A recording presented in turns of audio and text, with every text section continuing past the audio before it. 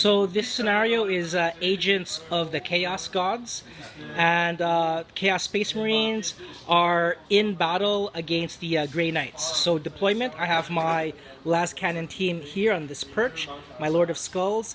And my headquarters is the Sorcerer, who has prescience, JP. He's the headquarters, the Sorcerer. Behind the Lord of Skulls, I have 5 individual Chaos Spawns, all with the mark of Nurgle, a Demon Prince with power armor as well as wings, and in reserve I have my 3 Blight Drones. And this is 2,003 points, so I'm over by 3, okay? And these are, this is JP's Grey Knights deployment, and he has many units in reserves. So it is first turn, and who's going first? You deployed first, so I guess you go first. Okay, so I will go first. Okay, so this is the end of Chaos Space Marines turn 1. There was a lot of fire from the lascannons here. The Great Cleaver of Khorne smashed into the Land Raider after an 8-inch charge. And the Land Raider is now down to 1 wound with one of the lascannons destroyed. That is the end of Chaos Space Marine's turn. The Chaos Spawn went up into ruins, and the Demon Prince went up into that ruin over there. Okay, so it's JP's turn 1. Okay, so JP has finished his turn 1. The Land Raider has maneuvered around the Lord of Skulls and fired into the Chaos Sorcerer and his retinue, and 2 cultists were cut down, and that is the end of his turn. Alright, so it's going to be the beginning of turn 2. I'm going to roll for reserves for my Blight Drones of Nurgle. Okay, so at the end of the beginning of my turn 2, all of the Grey Knights fell, but in the interests of coolness, we are continuing the game.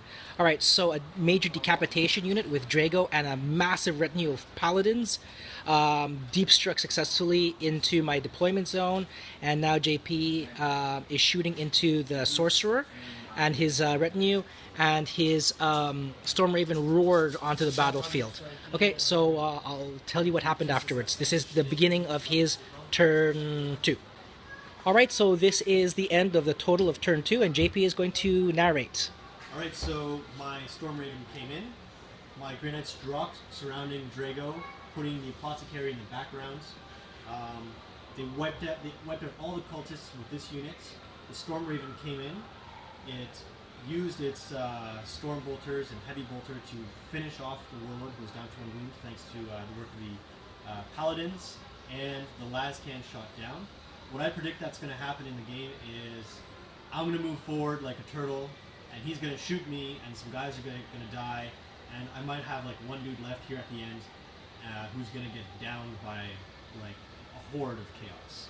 That's cool. What I predict what's going to happen. Alright, so it is now turn 3. Okay, so this is now the bottom of 3. I've just finished my turn, and a Chaos Spawn, I think 2 of them, charged that Decapitation Squad. I like to call it the Decapitation Squad. 1 Chaos Spawn was gunned down in Overwatch fire. Another one did manage to reach the Grey Knights, but was cut down in the melee. And now this Lord of Skulls charged this huge unit of Grey Knights and is now currently engaged with them. And JP is now hovering his Storm Raven.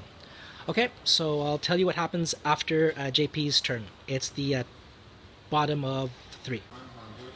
Okay, so this is the end of the game. We went very fast. It is turn 5, top of, and the Agents of Chaos scenario finds the Lord of Skulls triumphant. He locked into combat with the Paladin squad, and in a very spirited fray, he was damaged very badly, down to 1 hull point, and that was the end of the scenario. So it's a Chaos Space Marines victory over the Grey Knights and Agents of Chaos Gods. Yep, end of game.